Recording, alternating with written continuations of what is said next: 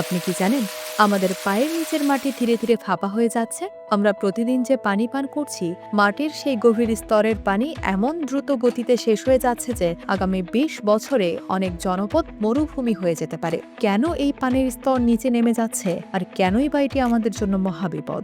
চলুন আজকের ভিডিওতে পুরো বিষয়টি সহজভাবে বুঝে নিই। পৃথিবীর ৩ ভাগ জল আর ১ ভাগ স্থল হলেও পানির যোগ্য মিষ্টি পানির পরিমাণ খুবই সামান্য।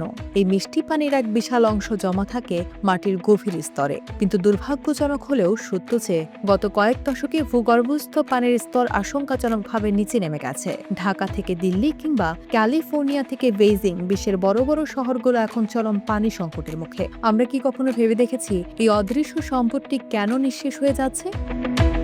ভূগর্ভস্থ পানি কমে যাওয়ার সবচেয়ে বড় কারণ হল কৃষিকাজে এর অনিয়ন্ত্রিত ব্যবহার। আমাদের ক্রমবর্ধমান জনসংখ্যার খাদ্যের চাহিদা মেটাতে বছরে একাধিকবার ফসল ফলাতে হয়। বিশেষ করে বোরো ধানের মতো সেচ নির্ভর ফসলের জন্য আমরা পাম্প দিয়ে মাটির নিচ থেকে কোটি কোটি লিটার পানি তুলে ফেলছি। এই বিপুল পরিমাণ পানি তোলার ফলে মাটির নিচে প্রাকৃতিক পানির স্তর আর আগের অবস্থায় ফিরে আসতে পারছে না। শহর এলাকায় পানির স্তর কমার কারণটি একটু ভিন্ন এবং উদ্বেগজনক।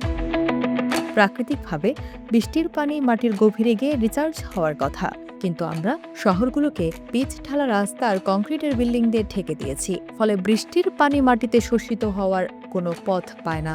উল্টো সেই পানি ড্রেন দিয়ে নদীতে এবং শেষে সমুদ্রে চলে যায়। আমরা মাটি থেকে পানি তুলছি ঠিকই, কিন্তু মাটিকে পানি ফিরিয়ে দেওয়ার সব পথ বন্ধ করে দিয়েছি। জলবায়ু পরিবর্তনও এই সংকটকে ঘনীভূত করছে।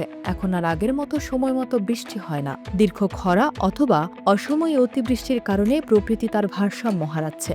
যখন অতিবৃষ্টি হয় তখন মাটি সেই পানি শুষে নেওয়ার পর্যাপ্ত সময় পায় না। অন্যদিকে পৃথিবীর গড় তাপমাত্রা বেড়ে যাওয়ায় বাষ্পীভবন বাড়ছে, যার ফলে মাটির উপরিভাগ শুকিয়ে যাচ্ছে এবং মানুষ বাধ্য হয়ে আরও বেশি করে ভূগর্ভস্থ পানির উপর নির্ভর করছে।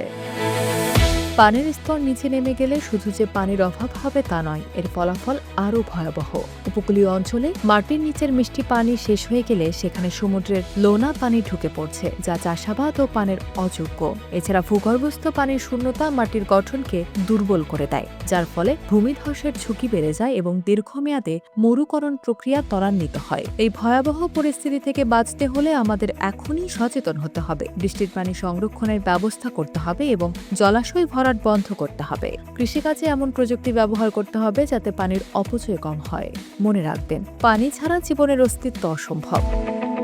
আমাদের আজকের সচেতনতাই পারে আগামী প্রজন্মের জন্য এক ফোঁটা সুপেয় পানি নিশ্চিত করতে। প্রকৃতি আমাদের অনেক দিয়েছে, এবার সময় হয়েছে প্রকৃতিকে রক্ষা করার।